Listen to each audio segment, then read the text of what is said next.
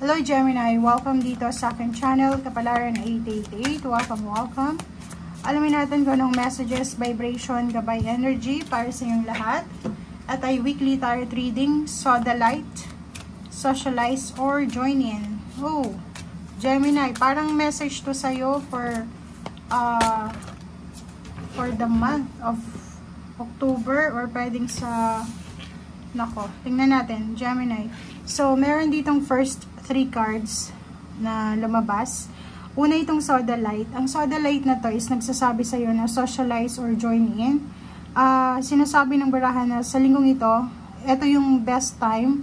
Kasi parang yung full moon in Aries, yun yung parang magpupush sa'yo, Gemini, na makipag-socialize ka or makijoin ka or makipag-friends ka. So, dito sinasabi na this week ay kailangan mong hanapin or kailangan mong i-pursue yung healthy and supportive new friendship, connection, or kailangan mong maging involved sa mga group of like-minded people or individual. So, ang nakikita natin dito, if kung ano man ang interest mo sa buhay, ano ba yung hobbies mo, maghanap ka ng mga taong pare-pareho kayo ng hobbies, pare-pareho kayo ng mindset, and yun, increase your tribe, 'di ba? Increase mo, improve mo yung tribe mo.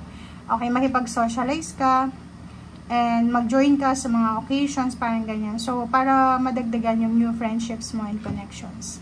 Wondrous Universe, Walk in Beauty.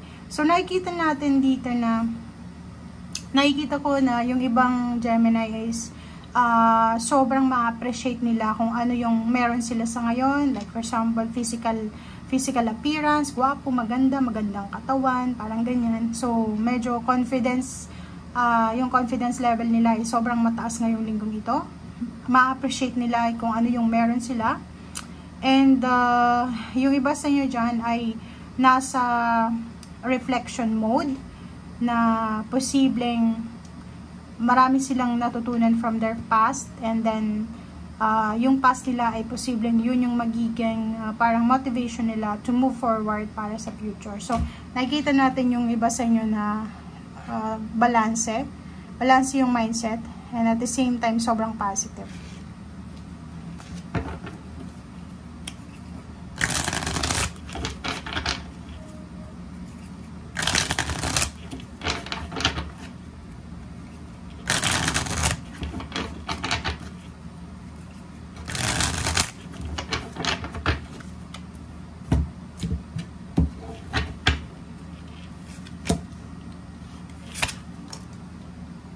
Okay. So, yun. So, nakikita natin sobrang positive. Meron sa inyong sobrang busy. Sobra-sobra silang busy sa kanilang ginagawa. Multitasking. At ang Ten of Wands is maraming obligations. Marami silang kailangan tapusin sa linggong ito. Marami silang pinapasa na mga obligation, duties, responsibilities. Marami silang sinasakripisyo sa kanilang buhay. And Chariot, nakikita ko, may parang Gemini dito na tinatapos niya yung trabaho niya kasi may incoming siyang travel, or pwedeng may plano siya for the month of December, whole month of December, hindi siya magtatrabaho, hindi siya gagalaw, hindi siya magnenegosyo, parang ganun. So, ngayon pa lang is ginagawa niya, nagdo-double time na siya para sa darating na travel niya. Or, kikita natin dito, mayroon siyang prospect na isang sasakyan or travel na yun yung dahilan kung bakit siya kailangan niyang mag-double time. Kailangan niyang magtrabaho araw-gabi, or may mga part-time, or merong mga sidelines, parang ganun, side incomes. Oh, wow! So, yun.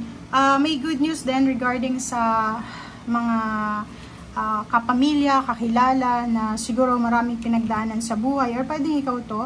May mga relationship ka na hindi nag-work, Gemini, for several months or for several years.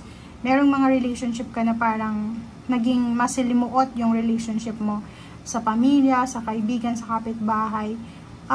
Nakikita natin yung reconciliation, may mag-apologize, merong mag-forgive, parang ganun. And nakikita din natin dito na maraming magandang balita, maraming magandang pangyayari na posibleng dumating sa inyo, na magdadala sa inyo ng sobra-sobrang peace and harmony. Okay. The Devil. Mag-iingat lang kayo sa Capricorn. Kasi parang may Capricorn na nakapaligid sa inyo. Kung Capricorn ito na humihingi sa'yo ng sorry, or Capricorn ito na humihingi sa'yo ng tulong, be careful. Wow, victory and success. Okay, so kung makikita mo dito, ito yung focus natin, diba? So, ang focus mo for this week is Six of Wands and Queen of Pentacles. Ang focus mo is yung makapag-focus ka sa pera, parang ganun. So, nakikita ko sir dito na wala kang ibang gagawin ngayong linggong ito, kundi mag-focus sa kung ano yung pwedeng pagkakitaan. Pwedeng yung iba sa inyo dyan is, yun, busy kayo sa trabaho, maraming nag-overtime, marami kasi kayong kailangan na isettle ng mga obligations. So, parang ganun yung nakikita natin.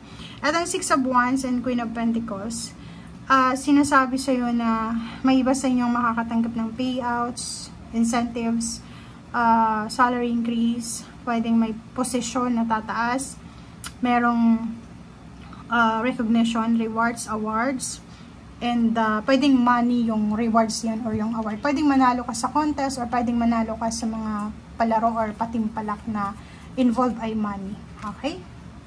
Seven of Wands. Okay, Eight of Cups. So, nakikita ko sa'yo dito na may kailangan kang pag-isipan. Okay. Comment down below. Nakikita ko sa'yo dito na maraming gumugulo sa isip mo. Siguro in a relationship ka or siguro marami kang mga iniisip in advance kasi mahilig kang mag-advance ng isip eh. Nine